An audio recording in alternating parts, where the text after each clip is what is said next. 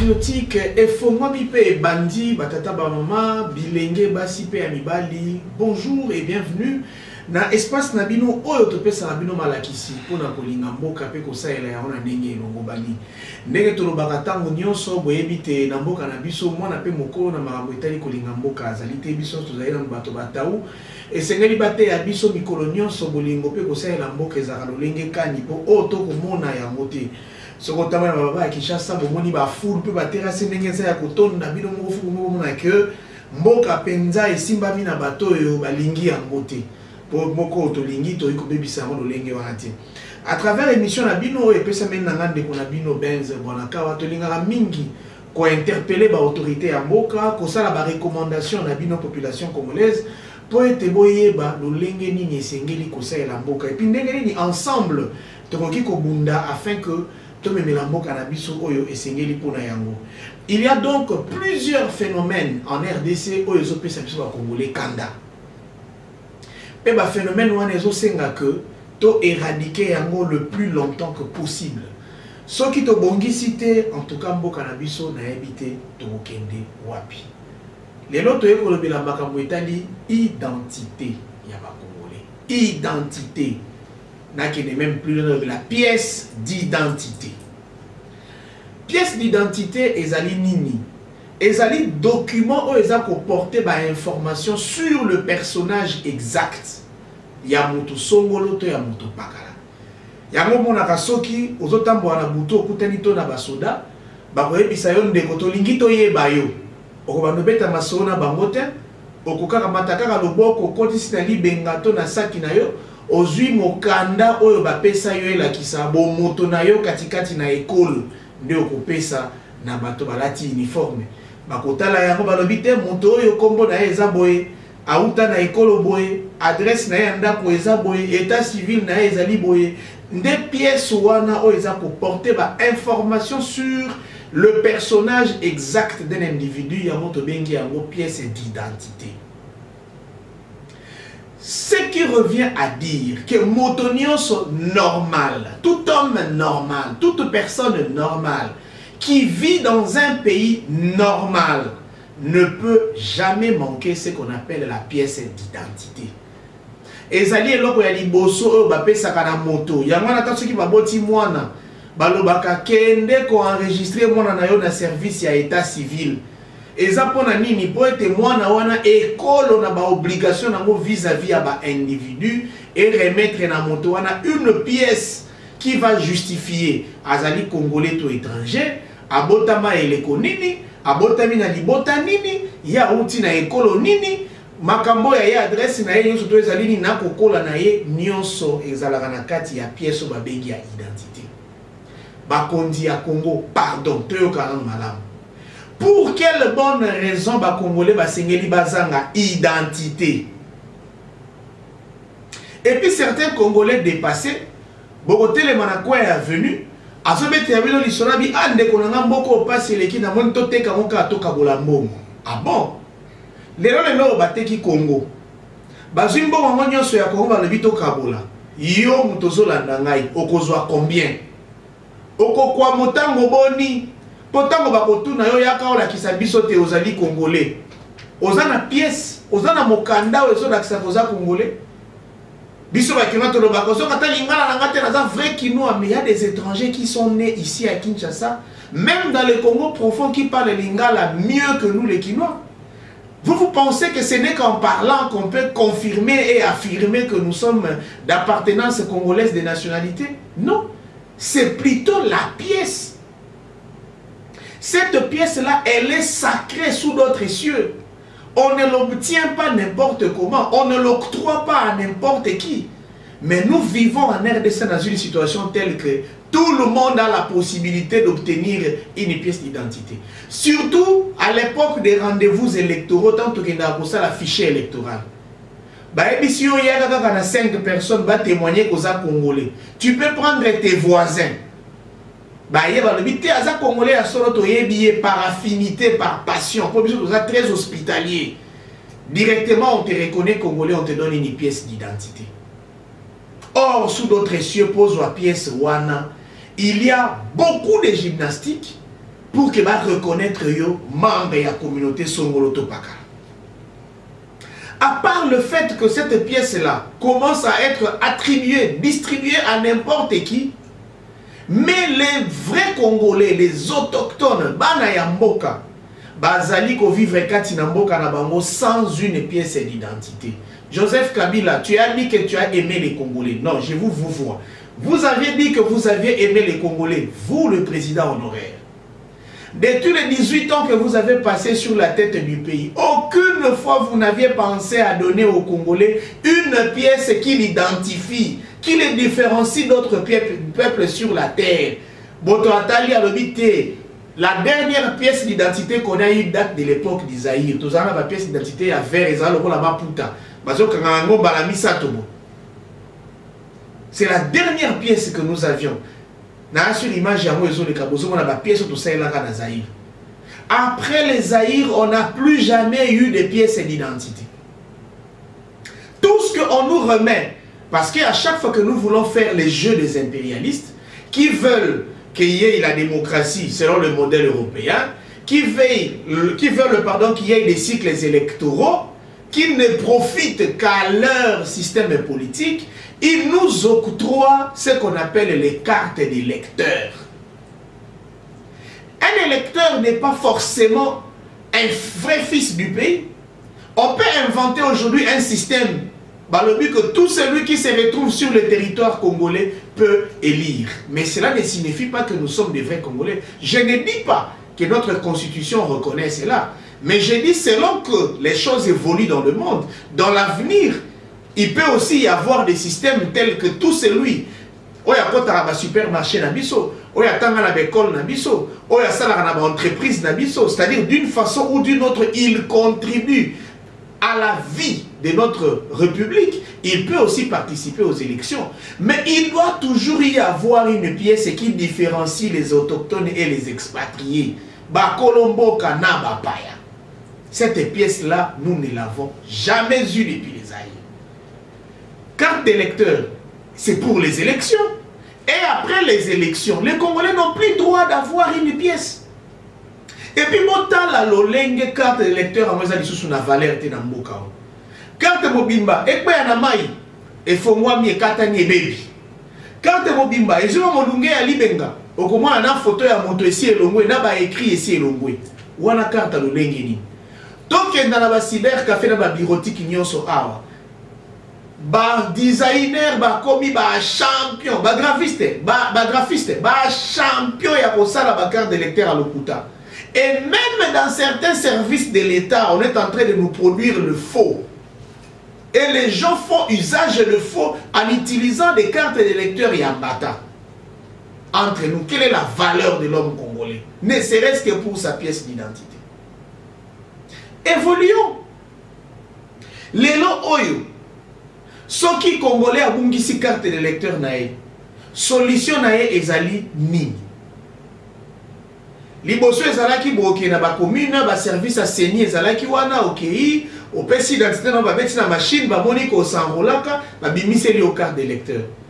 Kasi ya pasi ezali ke lelo yo basi ba bloka ba service wana nyonso. Ba congolais ba konyo kwa mabazana mikanda te ba kotamba lolenge boni. Toko kende na ba hôpitaux, toko kende na ba bureau ya bato, toko kende na ba service officiel partout, baza ko exiger biso za na pièce d'identité entre autres cartes d'électeur. Lelo même pour ça la activité na ona banque, il faut za na carte d'électeur. Lelo même pour bimisa sim blanche, il faut za na carte d'électeur. Siko yo ngi sa carte, eza normal moyi beza na Congo ko bossa na pesa ito ze bato. Tango siko yo ngi si carte na yo, l'état a prévoir nini pour que peuple na ye azwa carte mosusu ata ya électeur avant pas comment kuna tenalier des pièces d'identité makambo soni be français ya kitoko kaka pona ko monela bato pe ko bimisa bango ba yuma kat na mabeye na bango moko siko na tenalier wana to kozongisa yango lolenge nini to tamboli ba commune pona ko luka carte d'électeur tozozwa te e ko bimate seni ekufite seni ezali ba machine yo ba sombaka pona ko bimisa ba carte d'électeur ekufate ezali.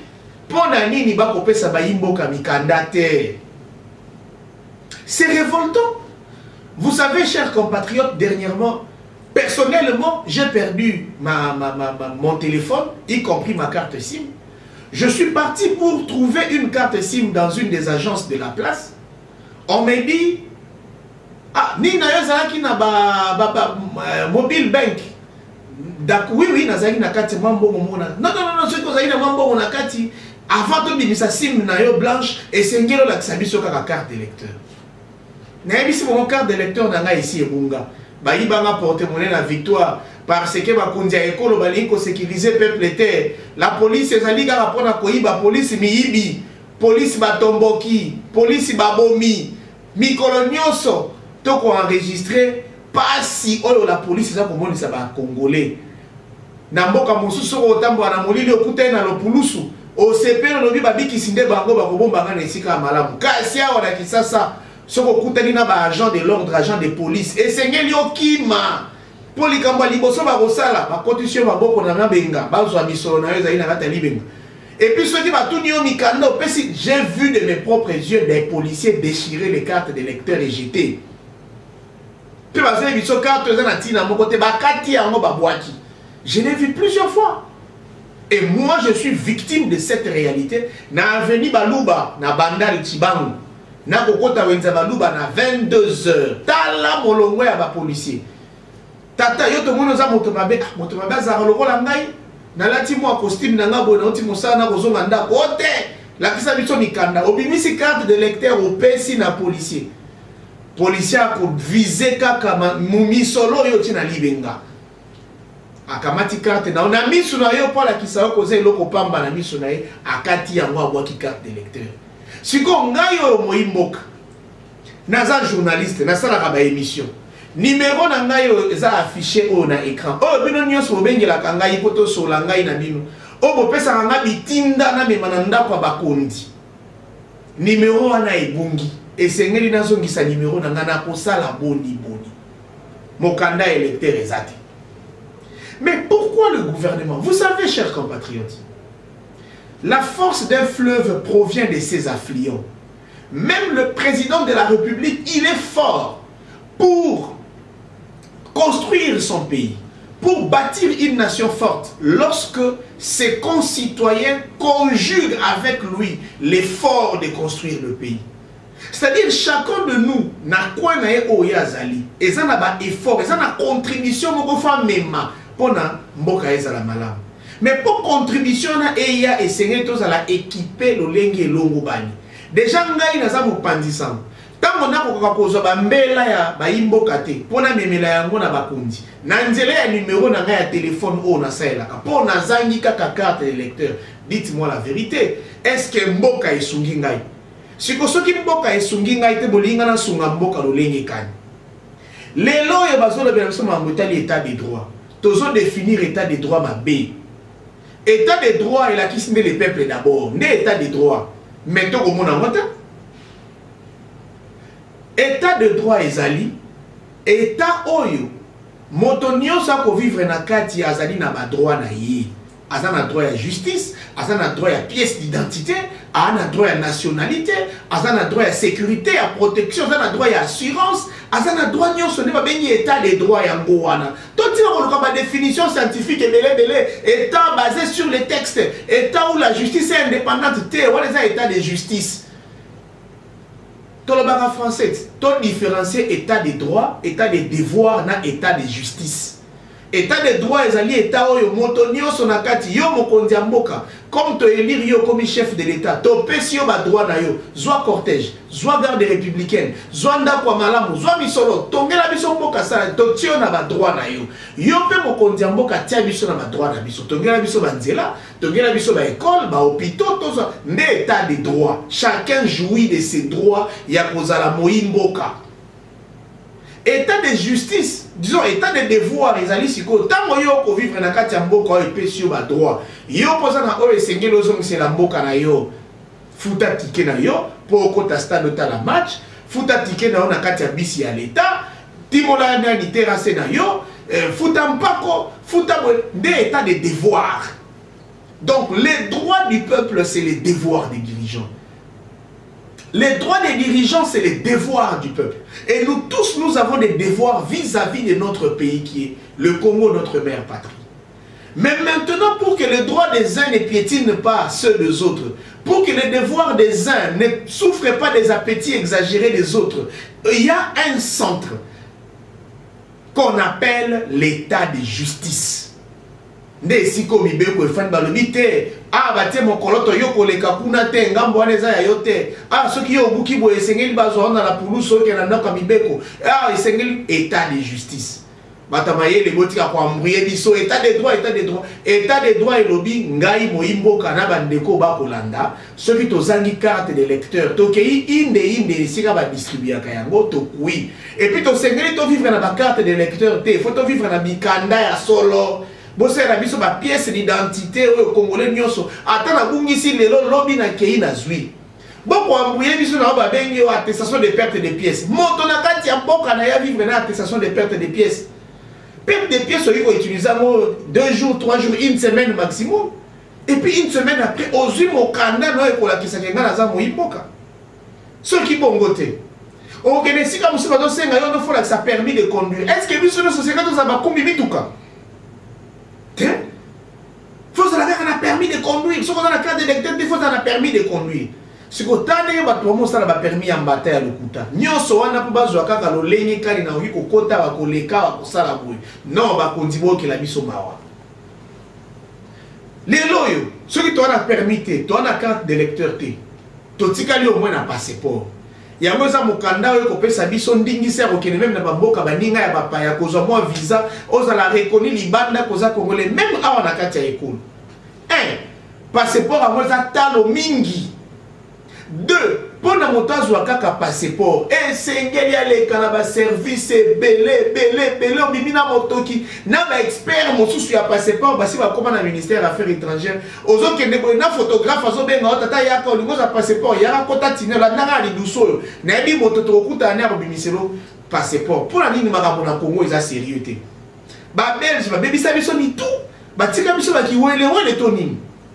Et puis vous allez crier là à bord de vos jolis jeeps, dans vos bureaux UP, nous sommes des intellectuels, des professeurs des universités. Vous tous qui êtes des compilateurs de la science déjà étudiés par les autres. C'est dangereux. Passeport à mon père et mon analyse sous-souté. Avant Bokondi à Siko et ya Bokondi à Kalayela sur un passeport à Talatalo. Bokondi à Siko et Balobite, Bangokuna Talo, Bakonia Balambo, Kambongo et Bele. Tu préfères que tu aies un passeport et un Talo qui est passeport et ça t'est. Toujours qu'il y a ceux qui sans amis, ça tu as un passeport et comment on a été. Donc, au ligne, tu vas bimater, attends, en cas d'urgence, attends. Si le Congolais vivre dans quelles conditions? Carte d'électeur est athée. Oyazana Mosoka Bungisi, moyen récupérer est athée.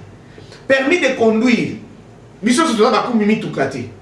Et c'est quand tu as se retrouver à côté un passeport. Na passeport est athée. Boye bisabiso siko bakundi. Pour ça na bino liko na biso ezali. To disparaître mboka mwetikala ya bino moko. Ou bien boza penza na posa na biso elongo na bino to sala ba effort to bongisa mboka. Et na kosuki en disant ceci. To lembi ba conflit na bino ya ba politiciens. Les problèmes réels qui rongent notre société sont ceux que nous sommes en train de dénoncer ici à travers cette émission École Patriotique. Le peuple demande quoi? Merci Félix Oazé quoi. Koudia Kounoa Kumvoata. Tolia to melato lata bana batanga bazwa ka soin. Biso pe bato to sala moi ba affaire amike mike moi ba business. Biso to linga ko bima moi libanda mboka to za na mikanda na biso en bonne et forme. Ce qui est bungi ata bo senga misona boite na ko futa mena me sika moni na okende ko futa na za misona na lombango. Na za carte na pardon na lombango. Sur 100% ya bato ba sangola. Dans la statistique, imaginaire, mais vérifiez, vous verrez que il y a plus ou moins 25% quand les bâtiments dans les canaux là-bas. Et puis souvent, les bateaux ils vont ça la peine faire, risque à vite. Mais nous autres qui sortons pour aller battre les cailloux, nous courons ces risques-là au quotidien. Et puis quand nous perdons, comment faire pour récupérer? Pendant ces temps, on nous fait voir, oh non, le gouverneur du Bas-Congo, ceci, cela, et Mamimi, à mon avis, ceux qui vice-gouverneur, Nathalie Dadan, Aminembwe là-bas. Avant de traiter les affaires de Minembwe, traitez d'abord les affaires de base. Mamakamouya basique ezali. Entre autres, kaka mikanda otokolela. Kaka mikanda otokolela. Oh non, il fallait l'installation des juges constitutionnels et tout ça, le cadre macroéconomique, on les a compliqués, on les a comme Nabino, Batubotanga, Mingi, compilateur et à science. Vous les perroquets scientifiques, vous êtes professeurs des universités. Pour la mboka, vous êtes un professeur comme le col exceptionnel. Mbaleleki a tout ça, moi, ma solo, professeur Kingan, Nikutazali, constitutionnaliste, Ndeko. Bon, c'est la mission constitutionnaliste, le roi Montapanzara Libou, Montamoni, Bimisi, mais tu n'as pas à ton constitutionnaliste, Azana Moutoyo a interprété la constitution.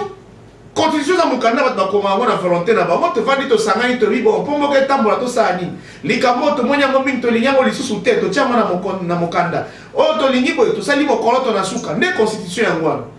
Si tu as un moto, tu as un kira, si tu as un zalaka ici, tu as la constitution, tu peux l'interpréter. Juste l'esprit du constituant. Pourquoi le constituant a décidé que l'eau est à la bouée? Quels sont les événements qui ont précédé? C'est ça. Mais comme constitutionnaliste, comme le kola Motomo, le kola Ezu, le kola Fumukimbangu, le kola Mohamed, le kola Nzambe Emeite. Botika pour embrouiller les Congolais. Vous les constitutionnalistes, trouvez des raisons au sein de la Constitution pour que le gouvernement octroie des cartes d'électeurs, disons des cartes d'identité. Mobutu a des cartes pour citoyens. Aux citoyens congolais, cartes d'électeurs, on en a besoin pour aller aux élections. Surtout que dans un pays démocratique, c'est vrai, c'est un devoir civique, mais tout le monde n'est pas obligé d'aller aux élections. Il y a des gens qui ne s'intéressent pas aux enjeux politiques. Bon changer mon côté, bon changer, lui il fait ses business. En tout cas, on a dit que l'interpellation au côté de bureau, on a continué son ministre intérieur, on a dit que président de la République, chef du gouvernement, premier ministre ainsi que le ministre son gouverneur il y a ville. Bouboumes ya ba commune bozabino nyonso interpellé à travers message oyo ya moyimbo kanabino benzo bwanaka pona kosukisa to sengi na bino bo s'abonner très massivement na Kinshasa Proximité Télévision Kinprox TV à travers abonnement na bino nde bokozala na droit ya koyoka bambela ya lolenge oyo tango nyonso pe moye bisaba ndeko mususu ke eza na chaîne moko ba kote ya bato makambo ya bonsomi ya ekolo tote ya bato makambo etali patriotisme donc eza école patriotique na bongo topesi mbote na bino bozolanda biso merci na bino pe na équipe technique mobimba oyo baza kosunga biso po émission esalama entre autres montage pardon ya Melkin Toa na sima ya caméra toza na Pauline Sita la talaka caméra woman donc aosala musala bilili ya boyeza ya ye na pesi pe mbote pe longonya mingi na bandeko tozana bango nzinga ba kosunga biso na mosalo entre autres monsieur Michel Lototi mbote na yo mbote na monsieur Junior Yemba le réalisateur mbote na Nixon Boami l'initiateur le visionnaire un assistant au Congo très jeune et puis na bandeko mususu ya bayi politique oyo basangisaka makanisi ndenge moko na biso école patriotique entre autres kulutu na ngai boss Ndolo na bandalungwa yazali moko ya lisanga ya le cœur du Congo topé LCC. Quand on dit le cœur du Congo LCC, on voit Babi Balukuna, on voit Raphaël Somwe, on voit plusieurs autres camarades. Na PCP Mbote Nandekonanga Claude Loubago yazali secrétaire général il y a parti d'Union républicaine pure en sigle, c'est aussi un patriote avéré. Et enfin, Nakulutu Nangai Jean-Calvin Bouesso yazali président et autorité morale il y a Avenir du Grand Congo. Une fois de plus, je vous dis merci d'avoir suivi. Dès tout le monde a un numéro où ils allaient koya. Bobé Ngabsona ba numéro affiché dans sa écran. Trop c'est la no musala. Bye bye.